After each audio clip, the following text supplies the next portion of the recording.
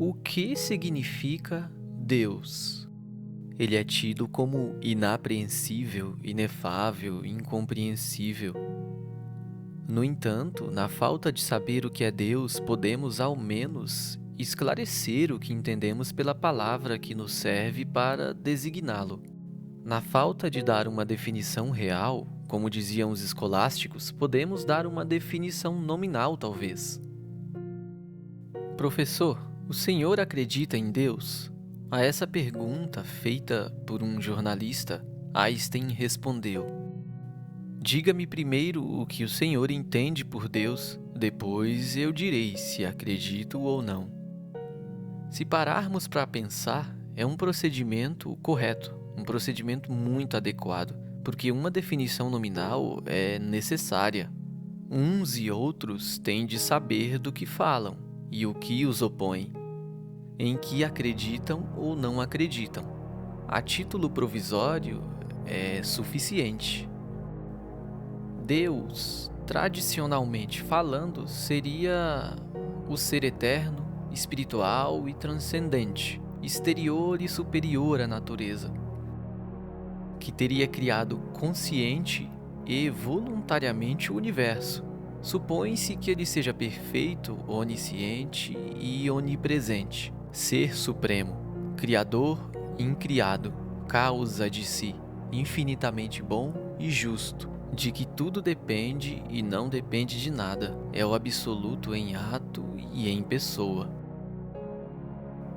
Deus existe? Não sabemos. A essa questão nenhuma ciência responde, nenhum saber responde. E é por isso que se coloca a questão de acreditar nele ou não. O ateu acredita que Deus não existe. O agnóstico não acredita em nada, nem que Deus existe, nem que Deus não existe.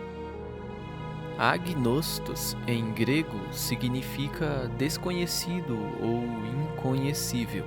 Conclui-se que o agnóstico seria aquele que, sobre a questão de Deus ou do absoluto, reconhece sua ignorância. Mas quem a nega? Se tivéssemos de aceitar essa definição, seríamos todos agnósticos então. E o agnosticismo perderia em compreensão, o que ganharia em extensão. Mas ninguém sabe, no fundo, no sentido verdadeiro da palavra, se Deus existe ou não. Mas o crente ou o teísta afirma essa existência, é o que se chama de profissão de fé.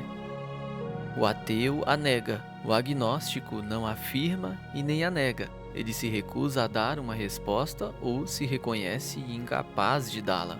Não podemos confundir convicção com saber. Kant estabelece mais ou menos essa diferença na crítica da razão pura. Ele distingue 3 graus de crença ou de assentimento. A opinião, que tem consciência de ser insuficiente, tanto objetiva quanto subjetivamente. A fé, que só é suficiente subjetivamente, mas não objetivamente. E o saber, que é suficiente tanto subjetiva quanto objetivamente. Então, quem dentre as pessoas mais inteligentes e lúcidas pretenderia ter sobre a existência de Deus um saber, em outras palavras, uma crença subjetiva e objetivamente suficiente? Se assim fosse, ele deveria ser capaz de nos convencer, porque essa é a característica do saber. Pode ser transmitido a qualquer indivíduo normalmente inteligente e lúcido. Desde há pelo menos 3 milênios, essa questão permanece em aberto. Para além das modas e dos movimentos de opinião, tudo dá a entender que religião e irreligião estão chamadas a coexistir na longa duração. Por que se espantar com isso?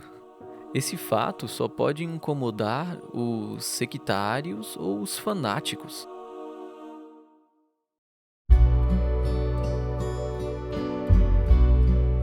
A Bíblia, o Corão, os Vedas, o Avesta, os Raelianos, ninguém acenderia fogueiras por uma verdade que poderia demonstrar. E a tolerância não exclui a reflexão. Quando alguém crê possuir a verdade, dizia Locke, deve saber que crê e não crer que sabe. Toda religião, por definição, é humana. Não é a fé que leva aos massacres, é o fanatismo de qualquer tipo, é a intolerância, é o ódio, e não precisamos nem falar dos horrores que são incalculáveis, com ou sem Deus, e isso nos diz mais sobre a humanidade do que sobre a religião. Portanto, independente da fé que professamos, sabemos que há pessoas admiráveis, humanos notáveis. Então, seria traí-los, condenar em bloco o que acreditam. A divergência entre os amigos pode ser sadia, estimulante, alegre, porém, a condescendência e o desprezo nunca o serão.